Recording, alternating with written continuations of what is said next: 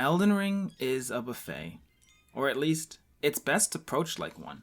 I came to this conclusion after watching many of the critiques and different perspectives from the community about the game, and I think that it offers a different perspective for appreciating Elden Ring in how it differs from previous From Software titles.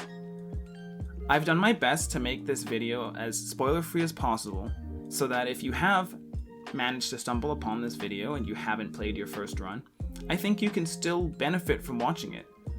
But if you have played the game already, I do hope that it will give you a different way of appreciating what I consider to be one of the best games From Software has released. If any of that sounds interesting to you, I encourage you to keep listening, because I'm going to do my best to break down why I've come to this conclusion. Let's start with the why. Why is Elden Ring a buffet? Well, I think that when you look at a buffet and you see all the different options for food available, it's pretty easy to understand that if you put every single thing on your plate, you're going to have a harder time enjoying it than if you were to select only the things that you wanted to eat or that go together. Similarly, I think that if you approach Elden Ring like most traditional From Software games and say, I'm going to try to complete every dungeon, beat every boss, and get every item, you're kind of missing the point. You're going to have in my opinion, much worse time trying to do every piece of content than you would have had just doing the content that you discovered and the content that you found interesting. Now, don't get me wrong. All the content in Elden Ring is enjoyable. All of the different dungeons are fairly well designed and interesting and offer unique and cool rewards, but many of those rewards are sort of side grades. They replace one another. They're intended to give you lots of different options for your adventure, but they also don't rely on you finding any particular specific one.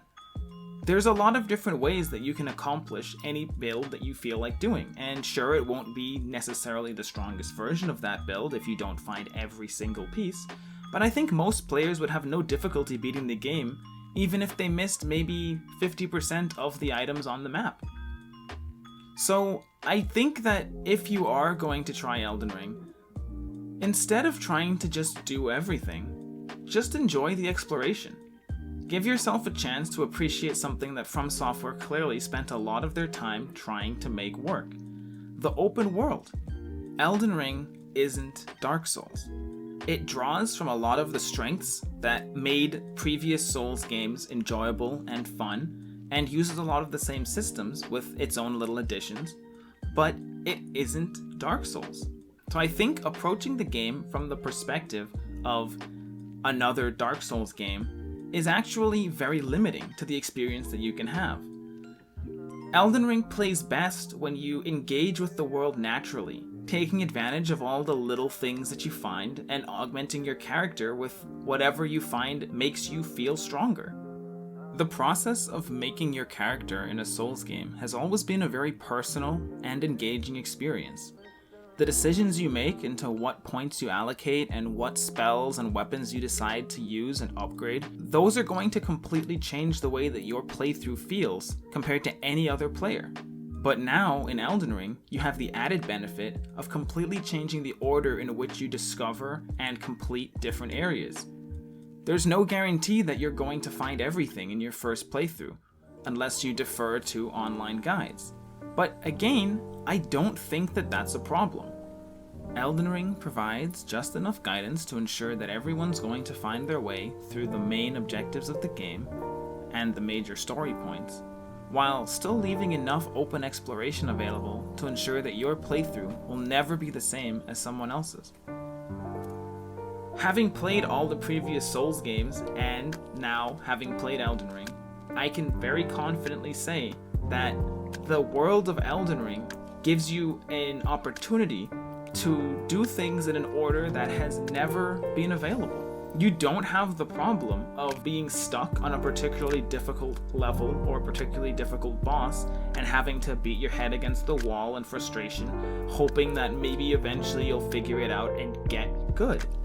Instead, you can wander off, leave the beaten path, and go explore around you. Engage with the beautifully handcrafted world that Elden Ring presents you, with all its different hidden treasures and secrets.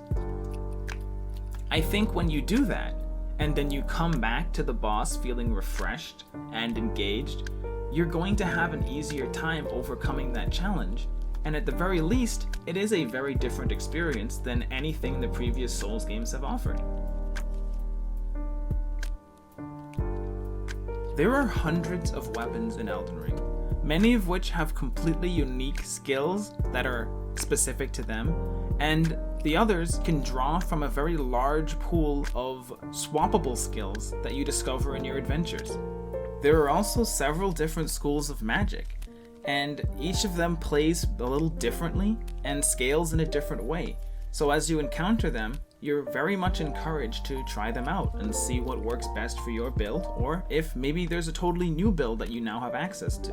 And I think that's why, to facilitate this, minor spoilers, the game introduces fairly early on a very easily accessible and very forgiving respecking system that allows you to change your build several times during your first playthrough if you so desire, and try out all the different things that are available to you. So you don't have to feel worried about how you allocate your points early on and what you decide you want to do, because you're going to have the chance to change your mind. You don't have to start the game over. It doesn't force you. And I think that makes a lot of sense for a game with the scale that Elden Ring has, where there's so much different content you can engage with that it's very likely that you're going to want to try to engage with it in different ways. And they've designed some of the bosses, I feel, to capitalize on the strengths and weaknesses of many of those different builds, with certain bosses feeling incredibly overbearing for melee users and are a walk in the park for ranged users. And this is true the other way as well. There is, however, one area where I do think that the shift to an open world does not properly translate to a positive experience, and that is in how it relates to NPC quests. There are several interesting NPCs that you're going to encounter in your journey through the lands between. Unfortunately, this time around, it's much more difficult to naturally follow those NPCs around as their stories unfold, and to ensure that you aren't missing any little steps when it comes to progressing them towards their end goals. With a few exceptions, personally, I struggled to complete any of the NPC quests without deferring to the wiki. So I do think that this is one of the few areas where the game maybe fell short in terms of player direction. And I've heard solutions thrown around like giving the player a journal to help keep track of who they've talked to and where they were. And I know that some of the updates that they've made since launch included marking NPCs on the map where you last saw them. That being said, I think that there is a reasonable argument for using the wiki in order to ensure that you complete the NPC quest lines that you're most interested in, because that's going to create the most satisfying experience for you.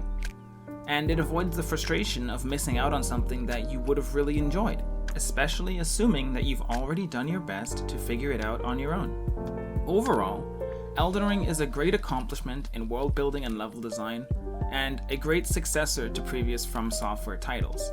I believe that their shift in focus to creating an open world deserves in itself a shift in how players approach the title. Elden Ring succeeded in creating a unique experience by using the solid foundations of the prior games in the Souls series, but allowing for a new level of player freedom and exploration. Players can create a truly unique story for themselves with every playthrough, and have access to a larger set of tools for attempting major bosses than ever before. With that in mind, I think that it's best to approach this new game with the understanding that it's like a buffet. It has so much to offer, and most of it is worth trying, but if you want to experience everything it has to offer in a single playthrough, you're going to find it difficult to stomach. Instead, allow yourself to enjoy the content that you find the most approachable, and to explore the world more naturally. And I believe that you will have a memorable and enjoyable journey that was well worth the time it took. If you enjoyed this video, please subscribe. I'm going to be trying to release more content like this in the future. And, leave a comment if there's anything that you feel like I could have discussed that I didn't. Maybe I'll bring it up in a future video. If you agree or disagree, you can let me know as well. Thank you for listening, and I hope you enjoy your journey through the lands between. I know that I did.